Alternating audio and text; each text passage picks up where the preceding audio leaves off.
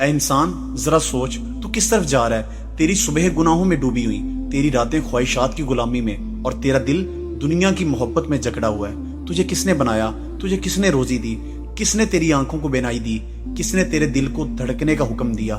وہی اللہ جس کو تو نے بلا دیا، جس کے دروازے سے تو نے رخ موڑ لیا، اور جس کو چھوڑ کر تو نے دنیا کے چند سکون، وقتی عیش اور جھوٹی خوشیوں کو اپنا معبود بنا لیا۔ اے انسان تو کہاں جا رہا ہے؟ تجھے تو اس رستے پر چلنا تھا جو جنت کو جاتا ہے، مگر تو نے وہ رستہ پکڑ لیا جو جہنم کی آگ کی طرف لے جاتا ہے۔ گناہوں کی زندگی بظاہر بڑی میٹھی لگتی ہے، ایک لمحے کی خوشی، ایک پل کا مزہ، مگر اس کے بعد وہی بے سکونی، وہی پریشانی، وہی اضطراب، وہی ٹینشن۔ علماء فرماتے ہیں کہ گناہ دل کو ایسے سیاہ کر دیتا ہے جیسے دھواں سفید کپڑوں کو کالا کر دیتا ہے، اور جب دل کالا ہو جائے تو نہ علم اس میں اترتا ہے نہ ہدایت۔ ذرا سوچ، جن قدموں نے اللہ کی نافرمانی کی، ان کا انجام کیا ہوا؟ قوم نوح کو طوفان میں ڈبو دیا گیا، قوم عاد کو آندھیوں نے برباد کر دیا، اور قوم لوط کو زمین میں دنسا دیا گیا۔ یہ سب اس لیے ہوا کہ وہ لوگ اللہ سے منہ موڑ چکے تھے۔ اور کیا ہم ان کے نقش قدم پر نہیں چل رہے؟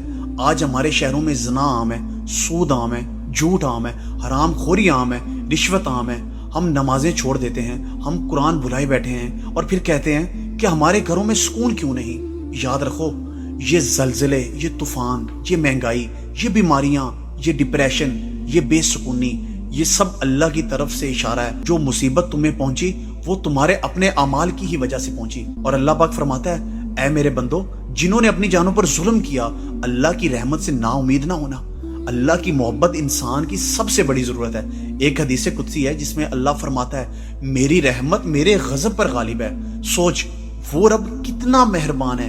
جب بندہ ایک قدم اس کی طرف بڑھاتا ہے تو اللہ کی رحمت 10 قدم اس کی طرف بڑھتی ہے۔ ذرا جنت کی تصویر کو سامنے لا، وہاں نہ کوئی دکھ، نہ غم، نہ موت ہوگی، نہ بیماری ہوگی۔ وہاں دودھ کی نہریں ہوں گی، شہد کی نہریں ہوں گی۔ وہاں ایسے باغ ہوں گے جن کی چھاؤں ہزاروں سال کی مسافت پر ہوگی۔ وہاں ایسے محلات ہوں گے جن کے نیچے نہریں بہتی ہوں گی۔ وہاں خدام ہوں گے، وہاں ہمیشہ ہم جوان رہیں گے۔ وہاں اللہ کے مقرب فرشتے ہوں گے، اور سب سے بڑھ کر اللہ کی زیارت کا شرف ہوگا۔ لیکن اگر انسان نے اپنی زندگی اللہ کی نافرمانی میں گزاری ہوگی تو پھر جہنم اس کا انجام بنے گی۔ جہنم کا عذاب صرف آگ ہی نہیں بلکہ وہاں بڑکتی ہوئی پیاس ہوگی۔ وہاں زقوم کا درخت ہوگا جس کا پھل خون اور پیپ جیسا ہوگا۔ وہاں لوہے کے ہتھوڑے ہوں گے، اور سب سے بڑی بات، وہاں اللہ کی ناراضگی ہوگی۔ اے لوگو، کیا دنیا کی وقتی خواہش جہنم کے دائمی عذاب کے بدلے میں خریدنے کے قابل ہے؟ کیا یہ چند دن کی زندگی جنت کی ابدی زندگی کے بدلے میں بیچنے کے قابل ہے؟ آج ہماری دنیاوی پریشانی اس لیے ہے کہ ہم اللہ کو چھوڑ کر رزق حرام کی طرف بھاگ رہے ہیں۔ دنیا کا سب سے بڑا بادشاہ فرعون بھی مر گیا، قارون کا خزانہ بھی زمین میں دھنس گیا۔ جب اللہ ناراض ہوتا ہے تو کوئی دولت، کوئی عیش و عشرت، کوئی طاقت، کچھ بھی انسان کے کام نہیں آتا، کچھ بھی فائدہ نہیں دیتا۔ لیکن اگر انسان پلٹ آئے تو اللہ اسے معاف کر دیتا ہے۔ حضرت فیصل بن عیاض ڈاکو تھے، ایک دن کسی دیوار پر چڑھ کر زنا کا ارادہ کر رہے تھے کہ قرآن پاک کی یہ آیت ان کے کانوں میں پڑی۔ اس کا ترجمہ یہ ہے کہ کیا ایمان والوں کے لیے وقت نہیں کہ ان کے دل اللہ کے ذکر سے جھک جائیں؟ بس وہ آیت تیر کی طرح ان کے دل میں لگی اور وہ رات ہی میں ولی بن گئے۔ تو اے انسان، تیرے لیے بھی آج دن ہے، ایک نیا آغاز ہو سکتا ہے۔ توبہ کا دروازہ کھلا ہے، اللہ تجھے معاف کرنے کے لیے تیار ہے۔ آج رات اپنے رب کی طرف پلٹ آ، گناہوں پر آنسو بہا، اپنے دل سے کہہ، اے اللہ میری بس ہو گئی ہے، میں تیری طرف لوٹنا چاہتا ہوں، مجھے قبول کر۔ یاد رکھ، موت اچانک آ جائے گی، قبر میں اندھیرا ہوگا، قیامت کے دن اللہ کے سامنے کھڑا ہونا ہوگا۔